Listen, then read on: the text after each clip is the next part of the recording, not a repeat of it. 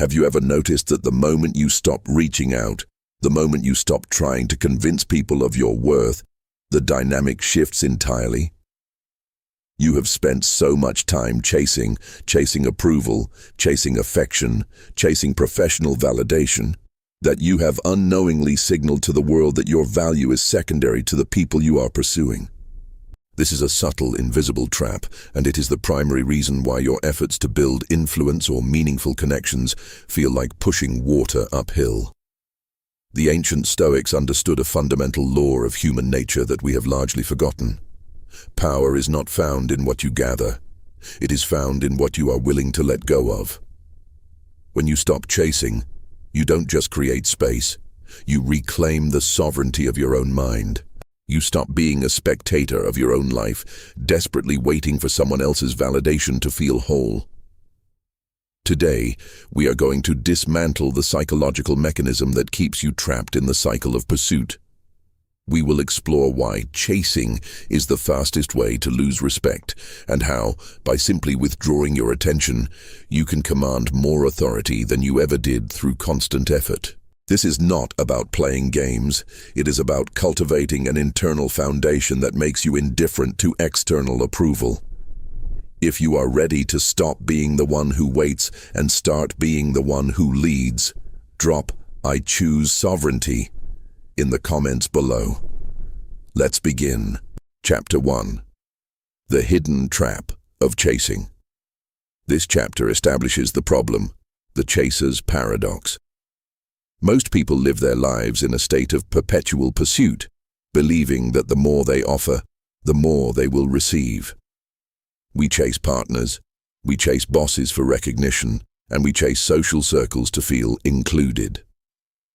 Yet, the Stoic perspective reveals a harsh, hidden truth. The act of chasing is, in itself, a confession of neediness. When you chase, you are signaling to the world that your happiness, your stability, and your sense of self-worth are contingent upon an external source. This is the chaser's paradox. By intensely pursuing a goal or a person, you unconsciously lower your value in their eyes. Why? Because human nature is naturally drawn to that which is secure, self-contained, and difficult to obtain. When you make yourself easily accessible and constantly hungry for someone's validation, you become an object of convenience rather than a person of influence. You are effectively telling the world, "I do not have enough value within myself, so I need you to provide it for me." This creates an immediate imbalance. The person being chased feels the weight of your expectation, which creates pressure and eventually resentment. They pull away not necessarily because you are undesirable, but because your desperation creates a vacuum of freedom. You are projecting your anxiety onto them, and people intuitively recoil from that energy. You believe you are building connection, but you are actually building a cage for them and for yourself. The problem is that you have mistaken connection for approval. You think that if you just get that promotion, that text back, or that nod of agreement, you will finally feel at peace. But the Stoics, like Seneca, warned that the person who hangs his success on the opinion of others is a slave. You are giving away the keys to your internal kingdom. You are allowing the erratic behavior of others to dictate your emotional state. This cycle is addictive. Every time you don't get the reaction you want, you chase harder, convinced that the error lies in your lack of effort rather than the strategy itself. It is a slow, quiet erosion of your dignity. You stop noticing your own strengths because you are too busy scanning the horizon for the next person to validate them. To break this, you must first recognize that the trap is self-imposed. You are the one who decided you needed to be chased. You are the one who handed over the power. Realizing this is the first step toward true liberation.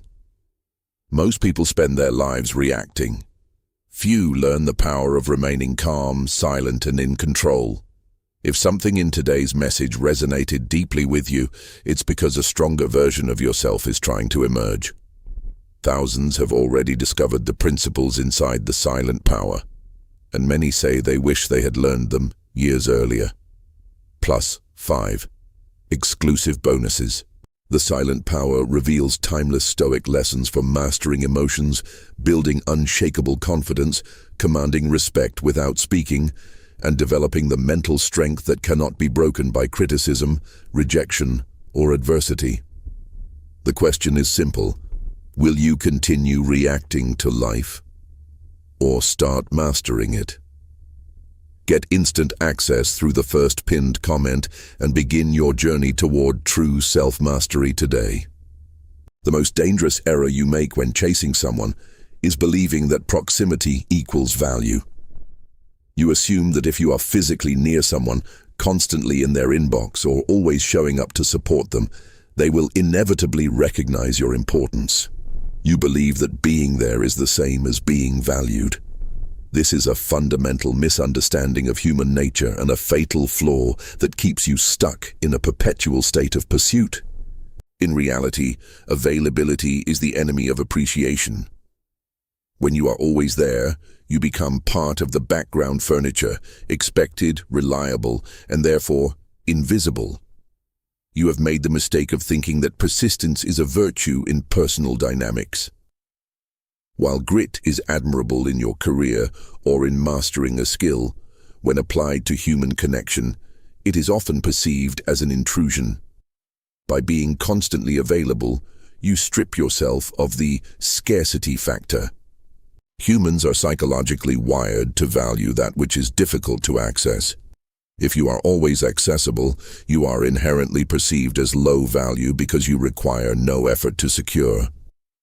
Furthermore, this pursuit is fueled by a false belief, the idea that your worth is something to be earned through service to others. You work overtime, you text first, you accommodate every whim, all in the hopes that they will eventually return the energy. But here is the bitter truth. People do not respect those who do not respect their own time and energy.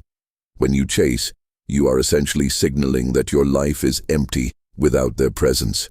You are inviting them to prioritize you only when it is convenient for them, because you have already shown them that you have nothing better to do than wait. This fatal flaw creates a toxic feedback loop. The more you chase, the less they feel the need to invest. If you are doing 90% of the work to maintain a connection, they have absolutely no incentive to do the remaining 10%. Why should they? They are already receiving the benefits of your presence without having to expend any effort. You are essentially training the people in your life to be passive and unappreciative. You are teaching them that you are the one who carries the burden of the relationship, which kills any chance of genuine mutual respect.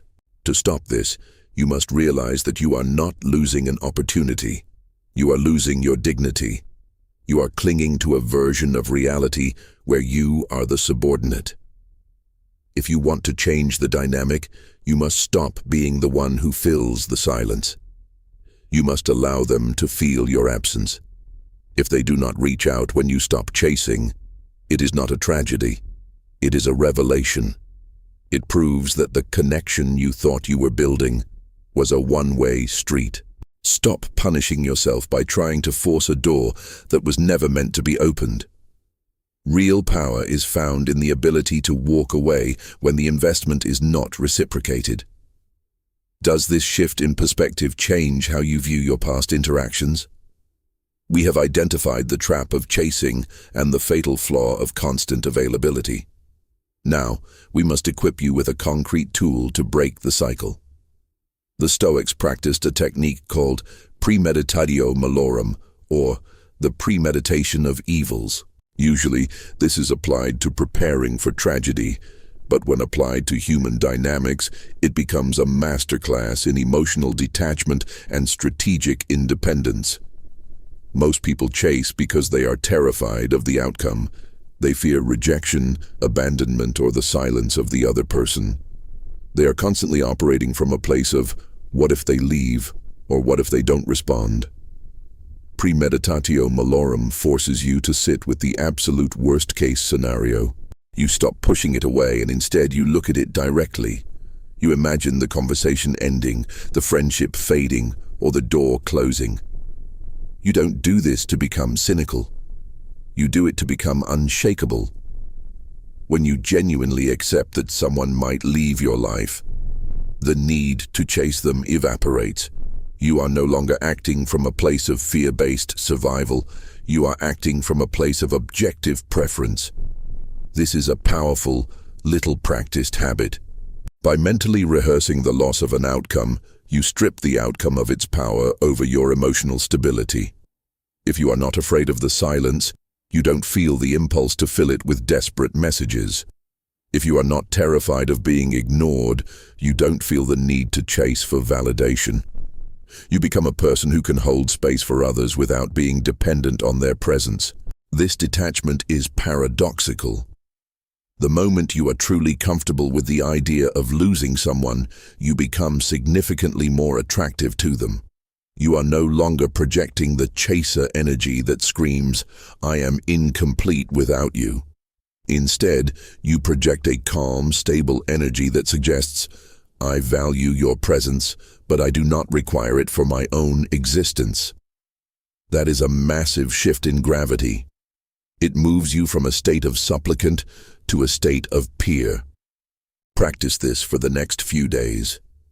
When you feel the itch to check your phone or to reach out just to see what's happening, stop, sit down, and visualize the person walking away. Truly feel what it would be like to not have them in your life. Does the world end? No. You are still you. Your goals, your values, and your character remain intact. Once you realize you will survive and even thrive without their validation, the frantic, exhausting need to chase vanishes. You reclaim your sovereignty. You become the master of your own peace, and in doing so, you become someone who is no longer easily manipulated by the withdrawal of attention from others. This is the foundation of becoming unchaseable. By making yourself comfortable with the potential for loss, you ensure that you will never again be desperate for gain. The next level of this transformation requires understanding the hidden psychological forces that dictate how much value people assign to you. Are you ready to see why the human brain is wired to devalue what it can easily have? To understand why chasing destroys your power, we must look at a fundamental psychological principle, the law of scarcity. In economics, this is well understood. The rarer an item, the higher its perceived value. When an object is abundant and easily acquired, we unconsciously devalue it, regardless of its inherent quality. This principle applies exactly the same way to human behavior and social dynamics. When you are constantly chasing, you are signaling to others that your time, your energy, and your presence are abundant and cheap. You are effectively flooding the market with yourself. And by doing so, you are driving your own value down to zero. The human brain is wired to prioritize that which is difficult to secure. We are hunters by evolutionary design. The satisfaction of the pursuit is deeply embedded in our dopamine pathways.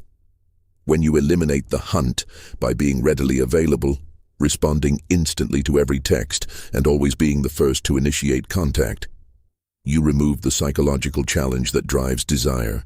You might think you are being kind or loyal, but you are actually removing the friction that creates value.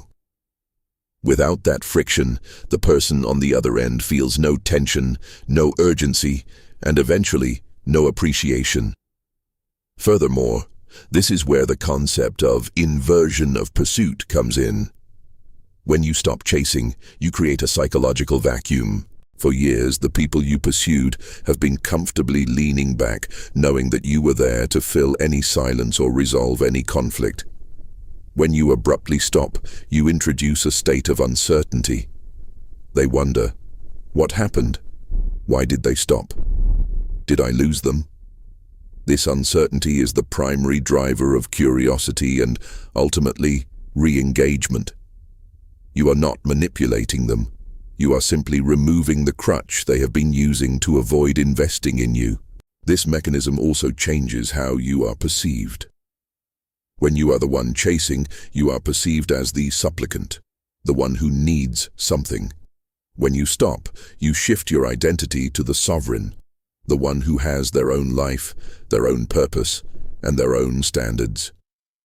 Humans are social creatures who intuitively align themselves with those who appear to have status and self-respect.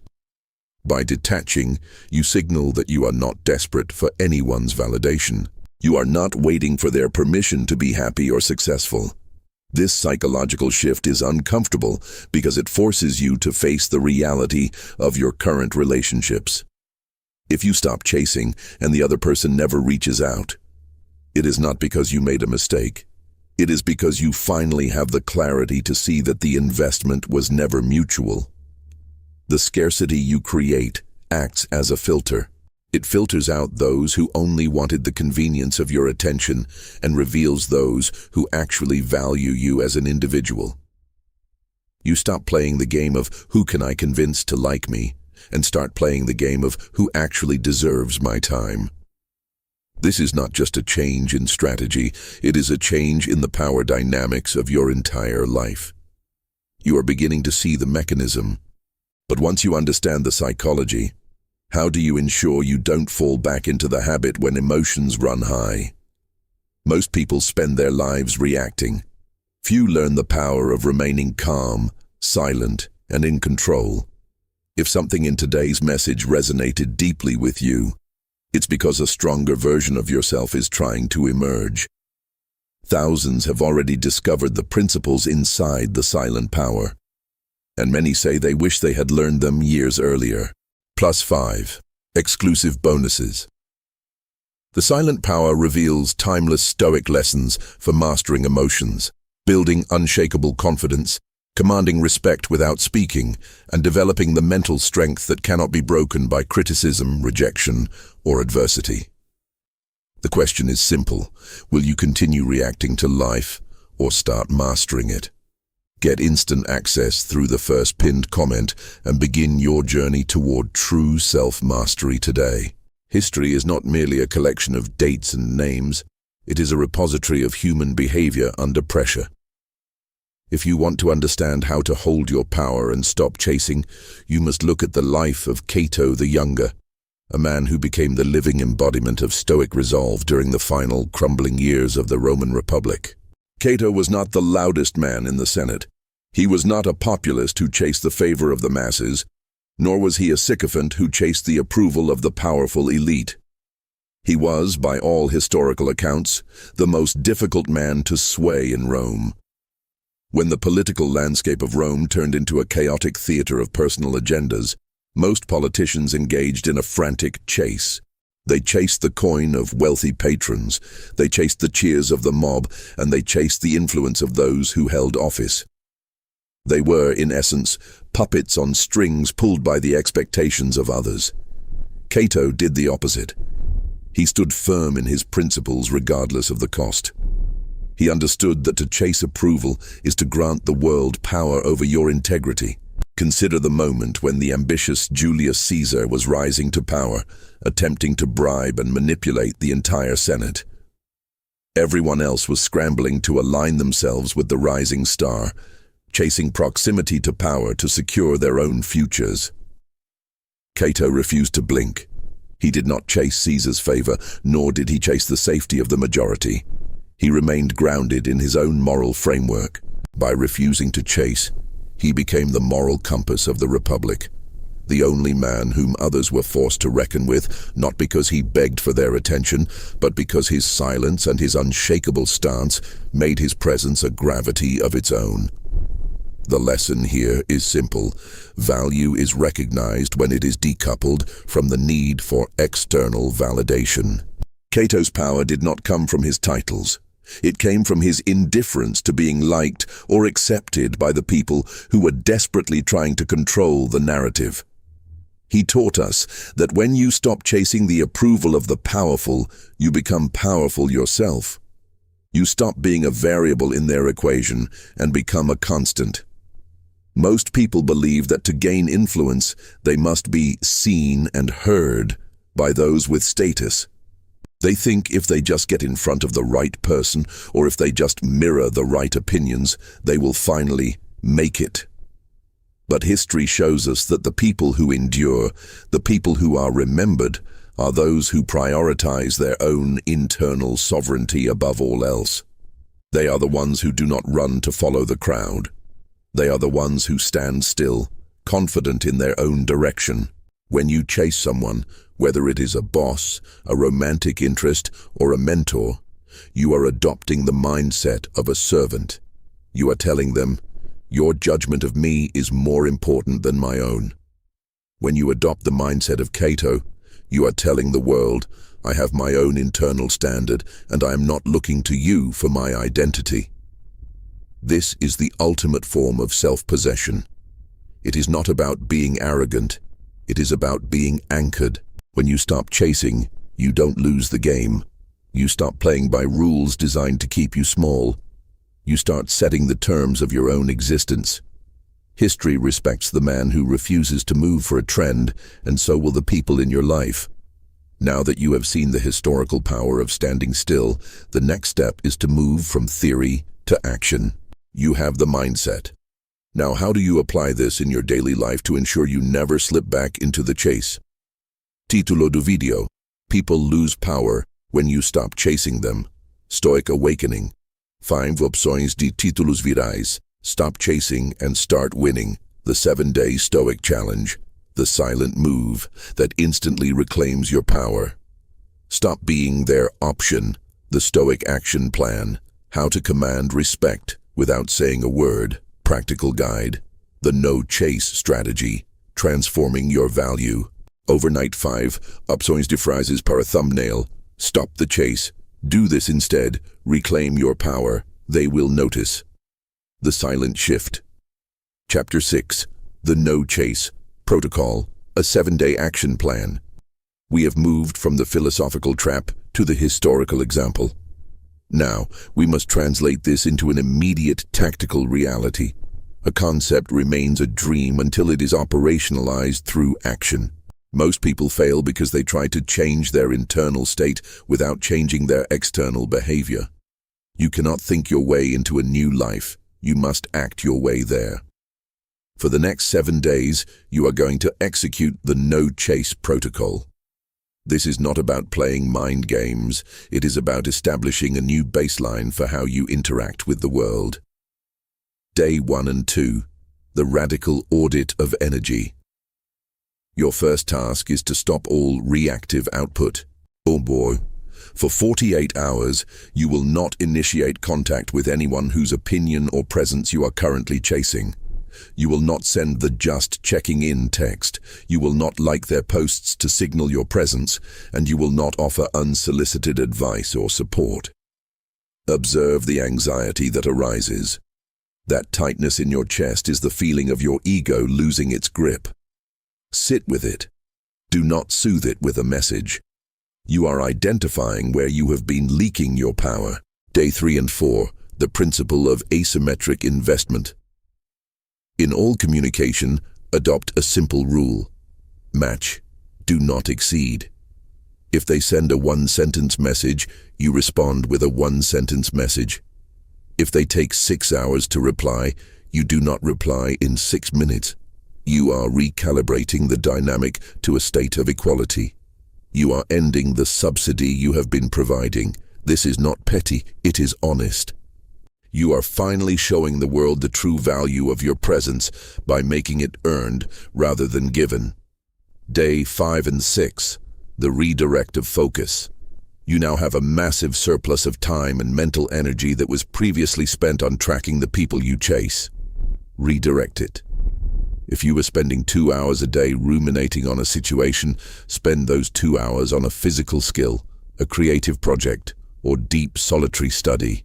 When you are deeply engaged in your own growth, you no longer feel the need to look over your shoulder to see who is watching. You are becoming a person of substance. Day 7. The final assessment. Evaluate the silence.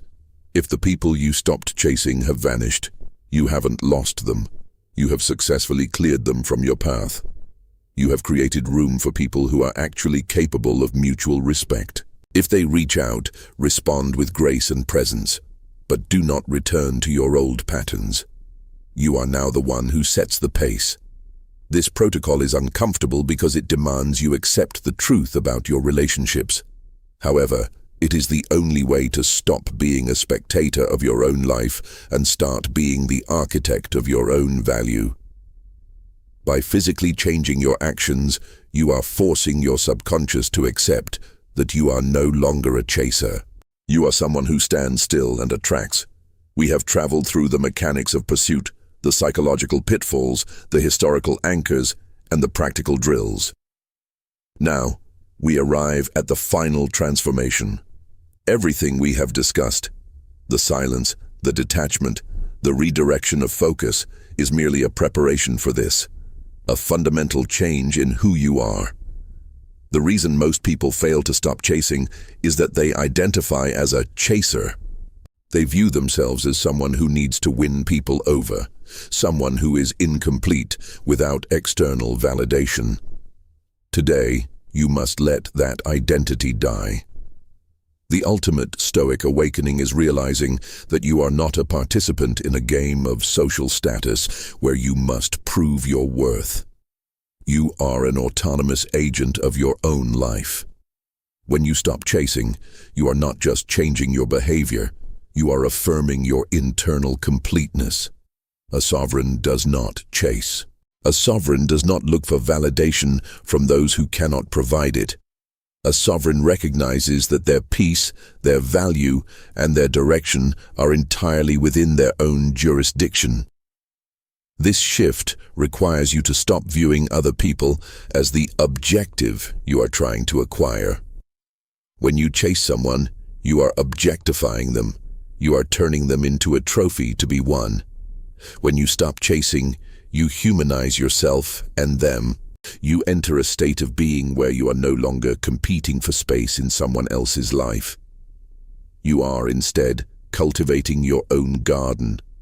You are focusing on the quality of your character, the integrity of your actions, and the depth of your wisdom. You must reach the point where the presence of others is a welcomed addition, but never a requirement for your satisfaction. This is the definition of true freedom. When you are no longer dependent on the yes of others, you lose the fear of their no. You lose the anxiety that drives the chase. You gain the quiet, steady confidence of someone who knows exactly who they are and what they represent. You no longer need to broadcast your worth because you understand that your value is inherent, not granted by the consensus of others. The final piece of this puzzle is the acceptance of radical self-responsibility. You are the sole curator of your emotional world. If you feel empty, it is not because someone hasn't messaged you back. It is because you have neglected your own inner work. If you feel powerless, it is not because someone is ignoring you. It is because you have abdicated your throne.